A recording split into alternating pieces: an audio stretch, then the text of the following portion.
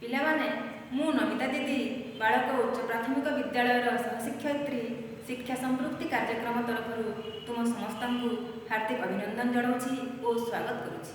ପିଲାମାନେ, ଆଜି ଆମେ ତୁମ ଉତ୍ଥାନ ଓଡ଼ିଆ ବହିର କାର୍ଯ୍ୟଫର୍ଦ୍ଦ 23କୁ ପଢ଼ିବା। ତାହେଲେ ତୁମେ ତୁମ କାର୍ଯ୍ୟଫର୍ଦ୍ଦ 23କୁ ବାହାର କର।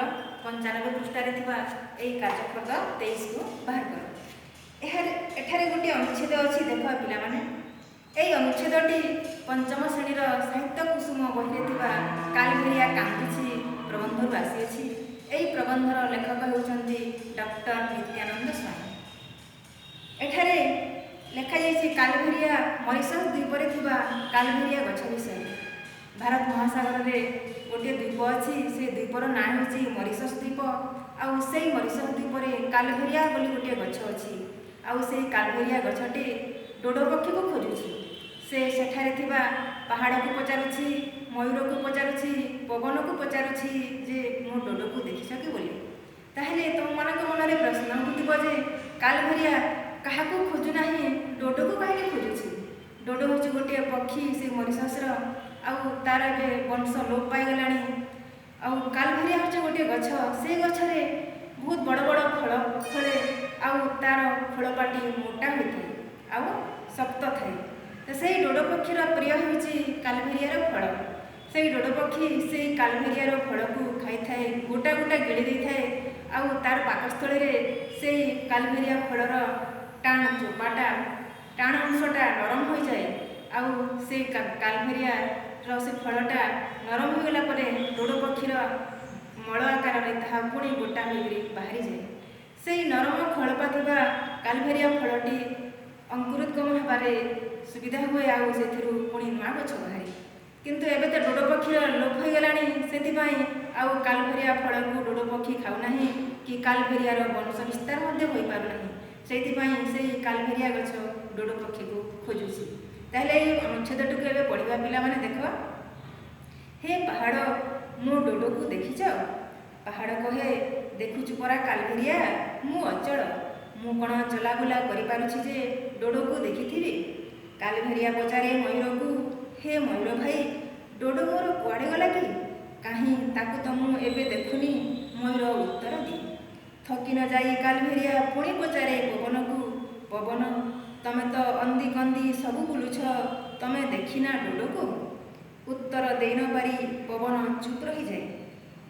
ଏହି ଅନୁଚ୍ଛେଦରେ ଆମେ ଏବେ ପଢ଼ିବା ଯେ କାଲଭେରିଆ କହୁଛି ଯେ କ'ଣ କହୁଛି? ହେ ପାହାଡ଼, ମୋ ଡୋଡୋକୁ ଦେଖିଛ ବୋଲି କହୁଛି, ପଚାରୁଛି ପାହାଡ଼କୁ। ତାପରେ ପାହାଡ଼ କ'ଣ କହୁଛି? ଏବେ ଦେଖ, ପ୍ରଶ୍ନ ଉତ୍ତର ଆସିଲା। ତ କାଲଭେରିଆ କହୁଛି, ହେ ପାହାଡ଼, ମୋ ଡୋଡୋକୁ ଦେଖିଛ? ତାପରେ ପାହାଡ଼ କ'ଣ କହୁଛି ପିଲାମାନେ? ଦେଖ ଏବେ,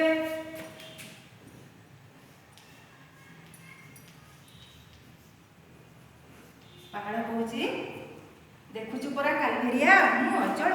ମୁଁ କ'ଣ ଚଲାବୁଲା କରିପାରୁଛି ଯେ ଡୋଡୋକୁ ଦେଖିଥିବି? କ'ଣ କହୁଛି? ଦେଖୁଛୁ ପରା କାଲଭେରିଆ,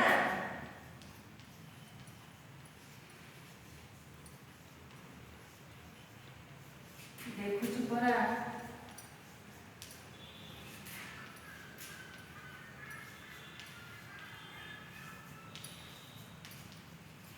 କାଲଭେରିଆ, ମୁଁ ଅଚଳ।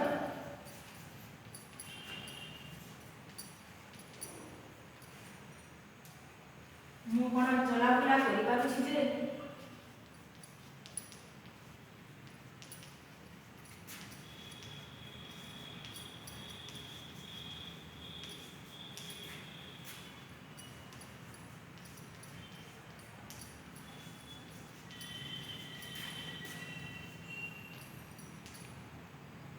ଡୋଡୋକୁ ଦେଖିଥିଲି?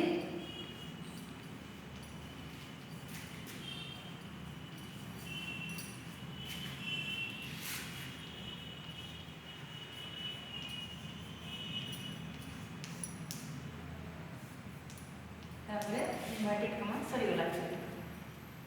ତାପରେ କାଲଭେରିଆ କହୁଛି, ପାହାଡ଼ କହିସାରିଲା ପରେ କିଏ କହୁଛି? ଏବେ କାଲଭେରିଆ କହୁଛି।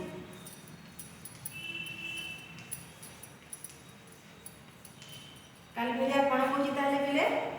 ମୟୂରକୁ କହୁଛି, ହେ ମୟୂର ଭାଇ, ମୋ ଡୋଡୋ କୁଆଡ଼େ ଗଲା କି? କ'ଣ କହୁଛି କାଲବେରିଆ, हे मयूर भाई, हे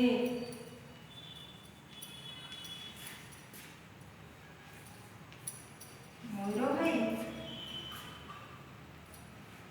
डोडो मोर कुआड़े गला कि?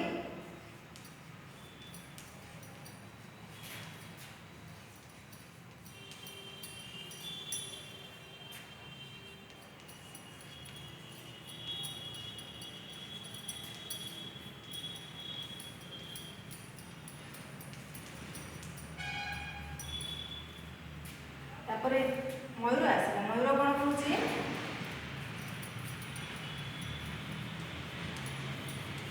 मयूर कहूँ कहीं ताकू तो मुझे देखनी,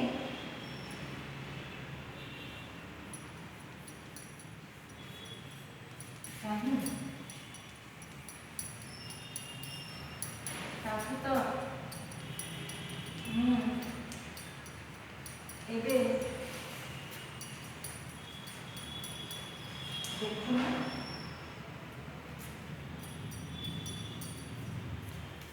तापर कालबेरिया कहूँ,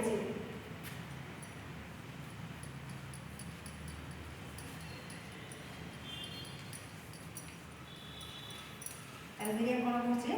पवन को पचारुछि, पवन तमें तो अंधी कंधी सब बुलुछ, पवन तमें तो अंधी कंधी सब बुलुछ,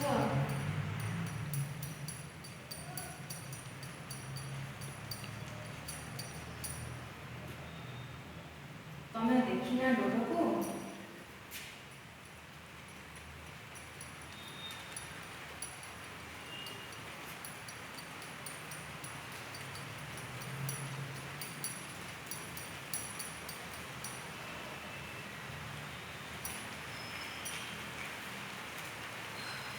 सरीगला ए अनुच्छेद को आम पढ़लु।